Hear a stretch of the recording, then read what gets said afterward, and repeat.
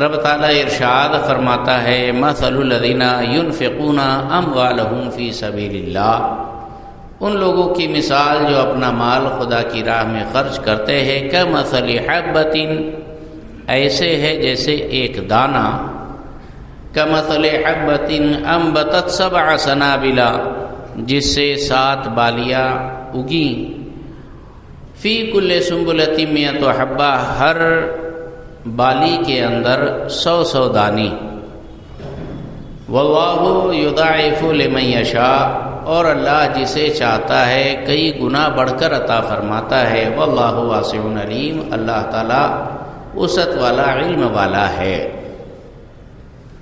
اس میں رب تبارک و تعالیٰ نے انفاق فی سبیل اللہ، خدا کی راہ میں خرچ کرنے کی فضیلت کا بیان فرمایا ہے۔ ایسے تو جو بھی نیک راہ میں، نیک کام میں، خیر خیرات، زکوٰۃ، صدقہ، فطرہ یا امداد جو بھی آپ کرتے ہیں، بلکہ اپنے بال بچوں پر، بیوی، اہل و عیال، ماں باپ پر جو خرچ کرتے ہیں، سب پر اللہ تعالیٰ ثواب دیتا ہے، اور سب فی سبیل اللہ ہے۔ لیکن کچھ علماء یہ فرق بیان کرتے ہیں کہ رشتہ داروں، احباب، دوستوں پر جو آپ خرچ کرتے ہو وہ تو کار خیر ہے اور وہ صدقہ وغیرہ کی درجے میں ہے، لیکن خاص جو دین کی مدد کے لیے اور اسلام کی حمایت کے لیے آپ خرچ کرتے ہیں وہ فی سبیل اللہ ہے۔ اللہ تبارک و تعالیٰ نے اموال خرچ کرنے کے متعلق ارشاد فرمایا، وَآتَ الْمَالَ عَلَىٰ حُبِّهِ ذَوِي الْقُرْبَىٰ وَالْيَتَامَىٰ وَالْمَسَاكِينِ وَابْنِ السَّبِيلِ، کہ جس نے مال دیا خدا کی محبت میں، ذوی القربہ، سب سے پہلا نمبر رشتہ داروں، فقیر، غریب، یتیم، بیوہ، سب بعد میں۔ آت المال علی حبہ ذوی القربہ، رشتہ داروں کا ذکر پہلے فرمایا، ہاں، ذوی القربہ والیتامى والمساکین، پھر اس کے بعد یتیموں کا ذکر ہوا، پھر اس کے بعد مسکینوں کا ذکر ہوا، غریبوں کا ذکر ہوا، پھر وابن سبیل، پھر پردیسی، فقیر، غربا اور بے سہارا لوگوں کا ذکر ہوا۔ تو یہ 4 اسٹیجز اللہ تعالیٰ نے بیان فرمائے۔ خدا کی راہ میں جو آپ خرچ کرتے ہو، سب سے پہلا حقدار آپ کا اپنا رشتہ دار، پہلے خیش بعد میں درویش۔ یہ ایسے ہی ہوائی فائرنگ نہیں ہے، یہ اس آیت پاک کا مفہوم ہے۔ یہ اللہ تعالیٰ نے باقاعدہ کیٹیگری آپ کے تعاون اور ہمدردی کے بیان کر دیے ہیں، اور پھر اس میں جس کا جتنا اخلاص ہوگا، رب کی شان دیتا بھی وہی ہے، اور بڑی شان پہ نیازی سے فرماتا، تم میں سے کون بھلا اللہ کو قرض حسن دے گا؟ دیا کس نے ہے؟ آپ کو جو کچھ بھی دیا ہے وہ سب اللہ نے دیا ہے۔ پھر دے کر جیسے وہ اللہ تو ہر مثال سے پاک ہے، اس کی تو لا مثل لہ ولا مثال لہ، نہ اس کی کوئی مثل ہے نہ اس کی کوئی مثال ہے۔ لیکن ایک سمجھنے کے لیے، آپ کبھی اپنے پیارے ننھے بچے کو لا کر کچھ گولیاں دیتے ہیں، بسکٹ دیتے ہیں، پھر بولتے بتا دے بیٹا، دے بیٹا، ہے نا؟ اگر کبھی بچے نے دے دیا کتنا خوش ہوتے ہیں، او میرے بچے نے دے دیا مجھے، حالانکہ بچے کے پاس کیا تھا؟ جو ہے وہ آپ کا دیا ہوا ہے۔ اللہ ہر مثال سے پاک ہے، لیکن ایک سمجھنے کے لیے ہمارے پاس کیا ہے؟ جو ہے خدا کا دیا ہے، لیکن رب تعالیٰ پیار سے، محبت سے ارشاد فرماتا ہے، کون ہے جو اللہ کو قرض حسن دے؟ اب بتاؤ تھوڑا، اب تو کافی سمجھدار ہو گئے، اب بتاؤ کوئی اگر خدا کے لیے اللہ کو قرض کے طور پر کچھ پیش کرنا چاہے، رب تعالیٰ کتنا خوش ہوگا، رب تعالیٰ کتنا خوش ہوگا۔ سرکار پاک صلی اللہ علیہ وسلم نے جب یہ آیت پاک پڑھی، ایک صحابی رسول تھے حضرت ابو دحداح رضی اللہ تعالی عنہ، انہوں نے حضور سے پوچھ لیا سرکار کیا واقعی اللہ تعالیٰ ہم سے قرض طلب فرما رہا ہے، قرض مانگ رہا ہے؟ بڑا زبردست سوال تھا۔ پیارے آقا صلی اللہ علیہ وسلم نے فرمایا ہاں اللہ تعالیٰ ہم سے قرض طلب فرما رہا ہے۔ شان بے نیازی ہے، رب کی مرضی، جب چاہے بندے کو جیسا آزمائے۔ کیا بات ہے، دے کر بھی آزماتا، لے کر بھی آزماتا۔ غریب ہے تو یہ اس کی آزمائش ہے کہ غربت میں صبر کرے، اور امیر ہے تو اس کی آزمائش ہے کہ وہ زائد ضرورت خدا کی راہ میں خرچ کرے۔ لے کر بھی آزماتا، دے کر بھی آزماتا۔ رب کے پیارے محبوب نے فرمایا ہاں اللہ ہم سے قرض طلب فرما رہا ہے۔ تو حضور کا دست کرم تھام لیا حضرت ابو دحداح رضی اللہ تعالیٰ عنہ نے، اور لے کے چلے۔ حضور بھی ساتھ چل دیے۔ پہنچے تو ایک باغ تھا حضرت ابو دحداح کا، اونلی ون، ایک ہی پراپرٹی، آل اوور ساری کچھ پراپرٹی لے دے کے سارا دھن سمپتی اور سارا سرمایہ وہی تھا باغیچہ۔ وہ بھی ایسا ویسا نہیں، 700 کھجور کے باغ، یہ درخت اس میں لگے ہوئے تھے۔ کھجور کا پیڑ ایک سال میں پھل نہیں دیتا، بلکہ کئی سال محنت کرنا پڑتی ہے، اس کے بعد اس میں پھل لگتے ہیں۔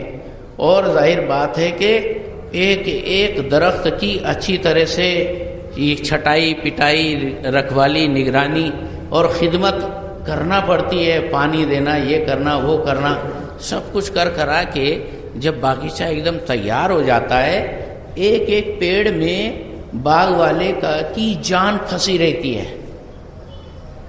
آپ سمجھ سکتے ہیں کتنی محبت ہوتی ہوگی۔ ارے بھیا آپ جب زیادہ حیثیت والے نہیں، صرف یہ سائیکل والے تھے، تو سائیکلیا پنچر ہو جائے تو آپ کا دل پنچر ہو جاتا تھا، اے میری سائیکل کی ہوا نکل گئی، ٹینشن ہو جاتا تھا۔ ٹو ویلر ہے وہ کہیں مطلب فیل ہو جائے تو وہ پریشانی ہو جاتی ہے، آپ کی جان اس میں پھنسی رہتی ہے۔ کہیں گر گئے تھا، ارے نہیں مجھے نہیں، پہلے گاڑی کو دیکھو کچھ لگا تو نہیں، اتنی جان رہتی ہے لوگوں کی، ہوتی ہے نا۔ تو وہ باغیچہ وہی اسی سے مطلب گزر بسر ہوتا تھا۔ حضرت ابو دحداح رضی اللہ تعالیٰ عنہ نے فرمایا سرکار یہ میں اللہ کی رضا کے لیے خدا کو قرض دیتا ہوں۔ اب اسی باغ کے اندر مکان بھی تھا، اسی میں ان کے بیوی بچے رہتے تھے، وہیں باغ کے اندر بھی اب قدم نہیں رکھ رہے۔ جب خدا کی راہ میں دے دیا تو اب مجھے اندر گھسنے کی بھی اتھارٹی نہیں۔ کیا لوگ تھے لوگ، وہ اصل میں یہ تربیت تھی حضور کی۔ آج ہم چاہے جتنی تربیت کر لو اور اس کے بعد نتیجہ دیکھو تو باہر نکل کے مولانا کو لان تان کریں گے لوگ، ہے نا، یہ تو دیر چانا ہوگا، یہ تو ایسا ہی بولتا، وہ تو ویسے ہی بولتا۔ حضور کی تربیت کی بات یہ تھی کہ سبحان اللہ، ایسا تراشا تھا صحابہ کو کہ خود نہ تھے جو راہ پر اوروں کے ہادی بن گئے، وہ کیا نظر تھی جس نے مردوں کو مسیحا کر دیا۔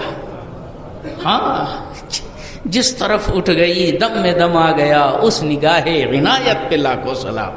اب حضور پاک صلی اللہ علیہ وسلم نے وہ تربیت دی تھی حضرت ابو دحداح کی، دے دیا خدا کی راہ میں تو پھر دے دیا، اب اندر گھسنے کی بھی مجھے اتھارٹی نہیں۔ باہر سے ہی چلاتے یا امت دحداح اخرجی، اے دحداح کی ماں باہر نکل آؤ، چلو یہ سب میں نے خدا کی راہ میں دے دیا، اللہ کو قرضہ دے دیا۔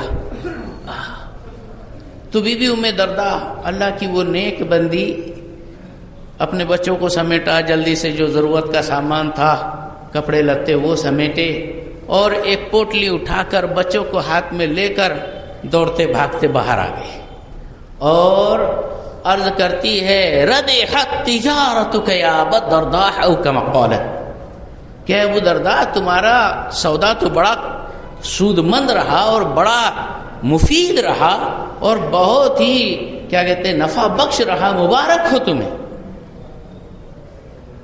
آج اگر ایسا کوئی کر دے تو سب سے پہلے تو بیوی اس کی پریٹ نکال لے گی، پہلے بال بچوں کا دھیان رکھنا تھا اور رکھنا بھی چاہیے، لیکن بس وہ ایک تربیت کی بات بتا رہا ہوں کہ وہ سرکار پاک صلی اللہ علیہ وسلم کے تراشے ہوئے ہیرے تھے.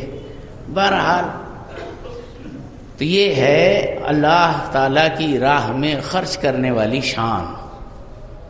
اب رب تبارک و تعالیٰ نے یہ آیت پاک میں ارشاد فرمایا کہ جو خدا کی راہ میں خرچ کرتے اس کی مثال تو ایسی ہے جیسے ایک دانہ جس سے 7 بالی نکلے، ہر بالی میں 100 دانے، یعنی ایک کے بدلے 700.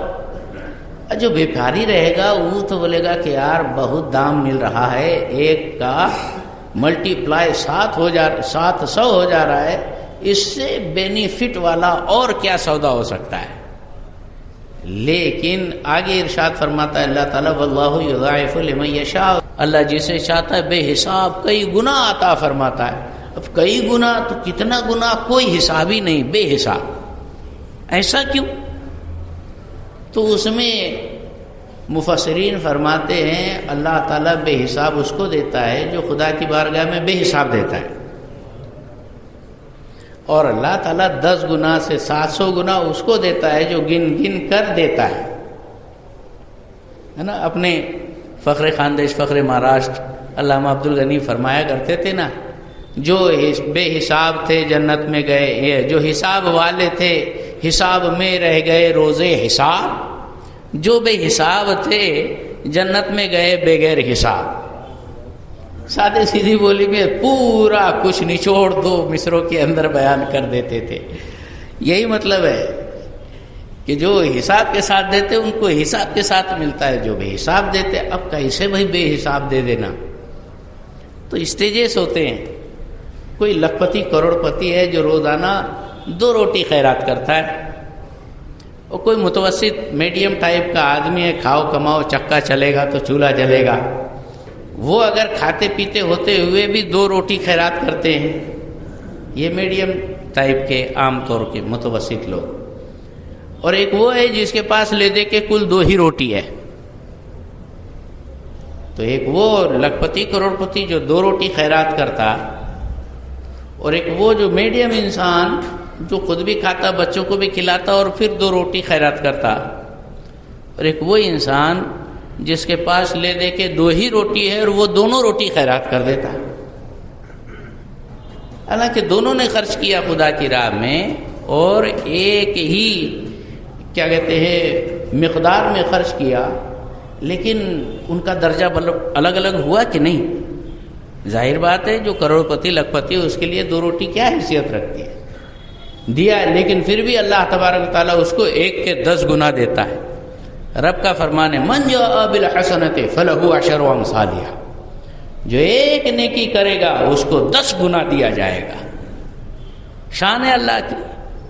اور جو میڈیم ٹائپ کا ہے اس نے کھاتے کماتے بچوں کو پالتے پوستے ہوئے 2 خیرات کر دی روٹی، اس کے لیے 700 گنا. اور جس کے پاس وہی تھا اور وہی سب کچھ خیرات کر دیا تو اس کے لیے تو بے حساب، کہ اس نے کوئی حساب ہی باقی نہیں رکھا، پورا حساب ہی صاف کر دیا، اپنا پورا بیلنس ختم کر دیا. تو رب تبارک و تعالیٰ بھی اس کو خوب نوازتا ہے. ایک واقعہ ہے کہ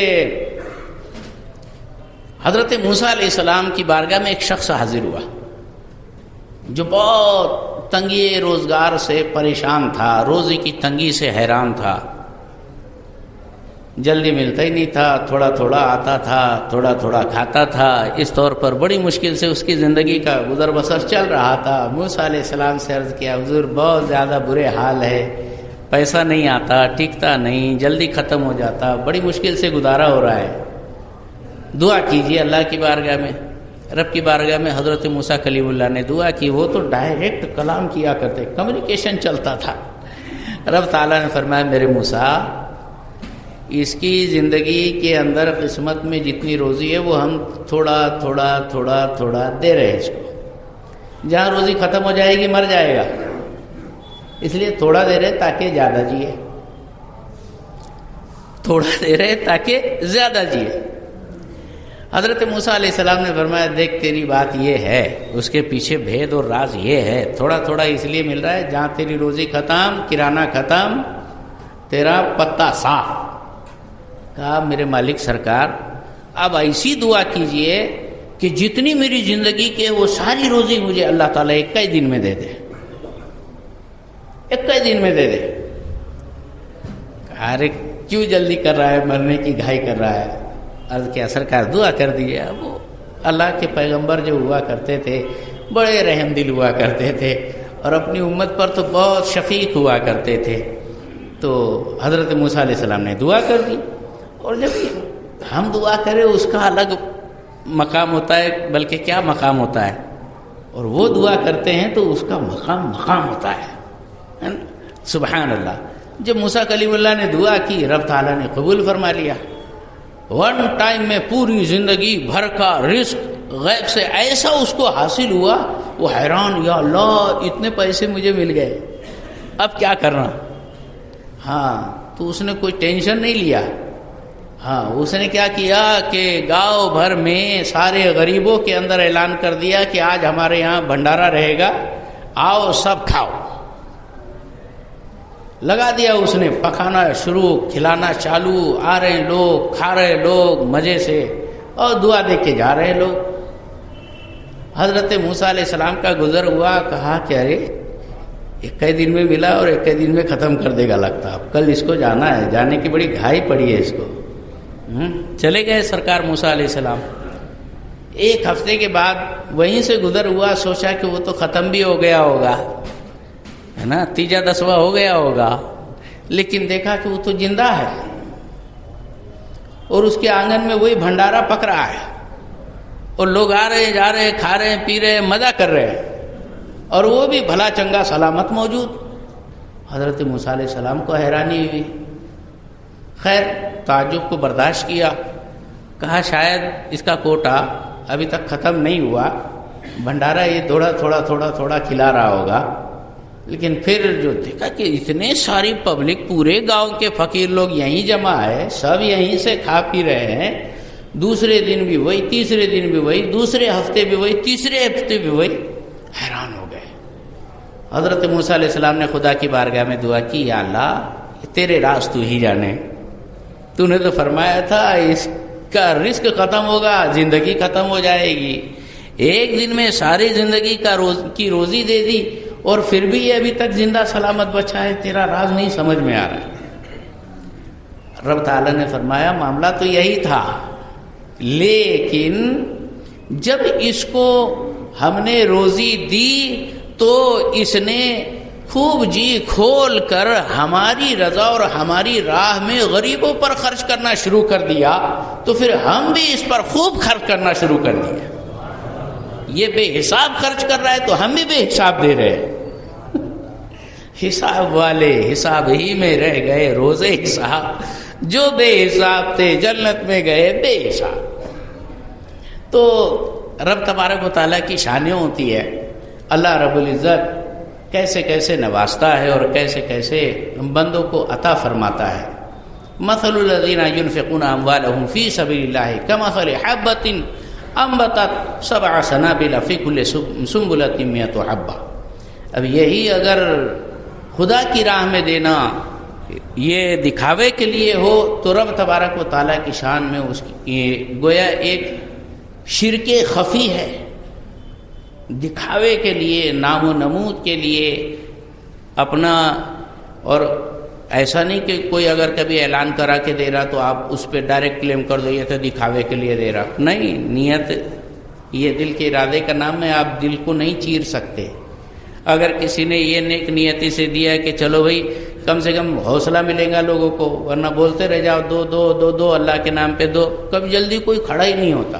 پھر ایک کوئی بندہ نے شروع کیا تو پھر اس کے بعد دوسرے کو بھی ایسی حوصلہ ملتا, رب تعالیٰ دوسرے کو بھی توفیق دیتا, پھر دوسرے سے تیسرا چوتھا پانچواں ماحول بنتا ہے.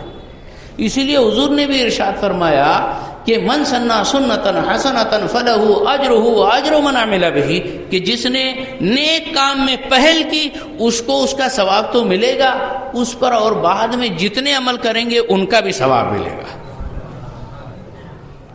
ہر ایک کی مائنڈ سیٹ الگ رہتا ہے, نیتیں الگ رہتی ہے. خامخواہ بدگمانی نہیں کرنا چاہیے, بدگمانی سے پہلے بچنا چاہیے. پہلے تو خود کرتے نہیں، کوئی کرتا تو اس کے بارے میں بدگمانی، وہ تو ایسی اس وجہ سے کر رہا ہوں گا، وہ تو اس وجہ سے کر رہا ہوں گا، وہ تو اس وجہ سے دیا ہوگا، وہ تو ایسا ہے ویسا ہے۔ اتنا سوچنے کی کیا ضرورت؟ بابا تو کیا کر رہا ہے یہ دیکھنا پہلے۔ ہاں، دوسرے کے نامہ اعمال میں جھانکنے سے بہتر ہے اپنا نامہ اعمال صحیح کر لو۔ دوسرے کے لیے اللہ تعالیٰ نے بٹھا کے رکھے ہیں کرامن کاتبین، وہ لکھ رہے نا، ان کی ڈیوٹی ان کو کرنے دو، اس میں اتی کرمن کرنے کی ضرورت نہیں ہے نا، اپنا دے۔ ہاں، تو بہرحال یہ اخلاص کی بات ہے، لیکن پھر بھی اس کے بارے میں اللہ کے پیارے رسول صلی اللہ علیہ وسلم کی بڑی رقت انگیز حدیث مبارکہ مسلم شریف کے اندر حضرت ابو ہریرہ رضی اللہ تعالیٰ عنہ سے روایت ہے کہ یقضى یوم القیامت رجل استشہد، ان اول یقضى یوم القیامت رجل استشہد، سب سے پہلے قیامت کے دن جس انسان کا فیصلہ ہوگا وہ شہید ہوگا۔ شہید کا پہلا فیصلہ ہوگا رب کے دربار میں اور رب کی عدالت میں۔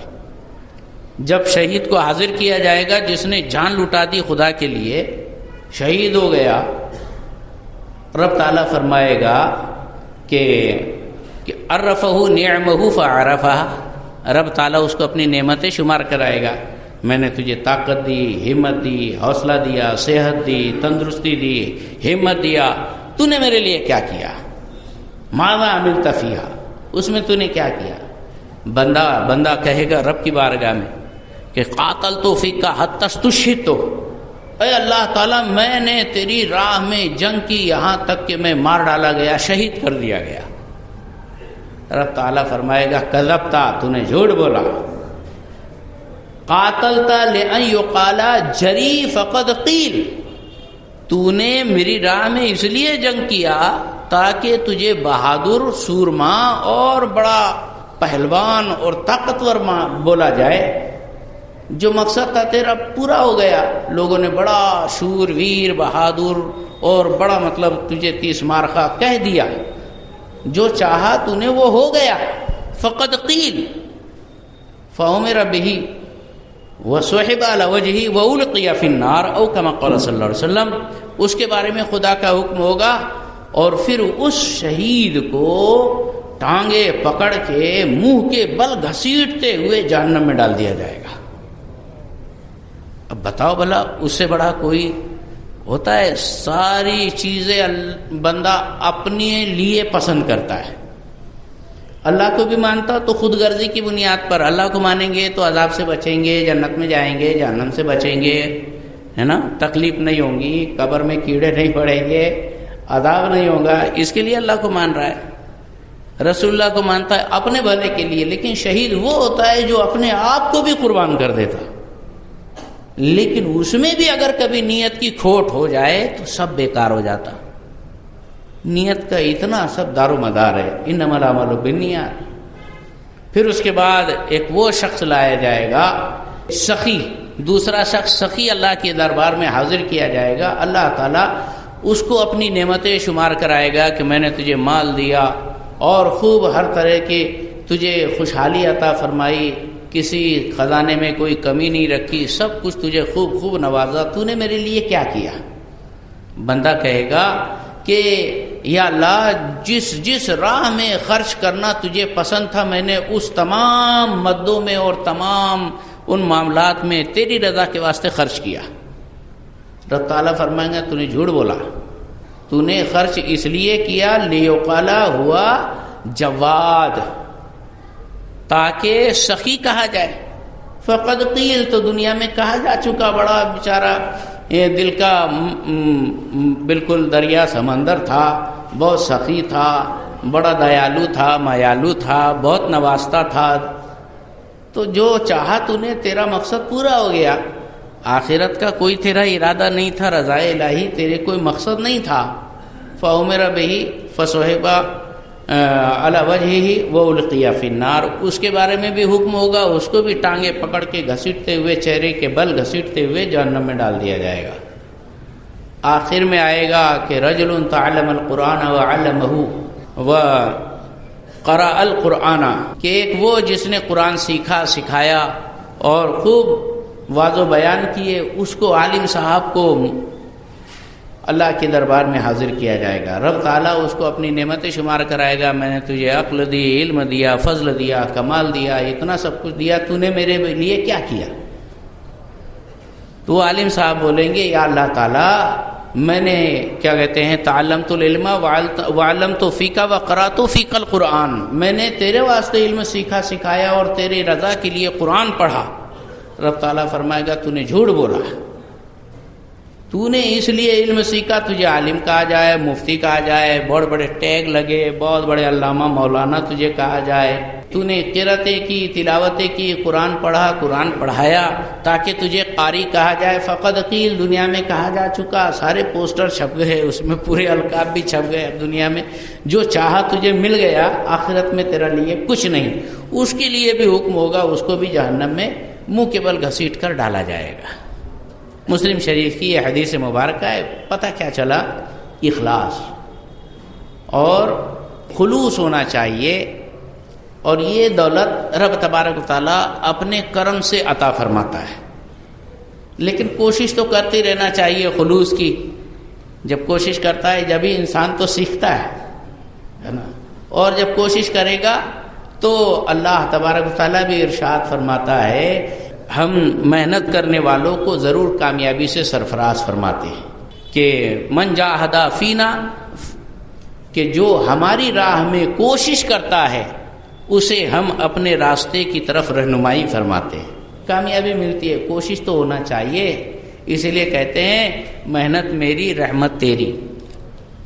تو کوشش تو کریں نیک بننے کی.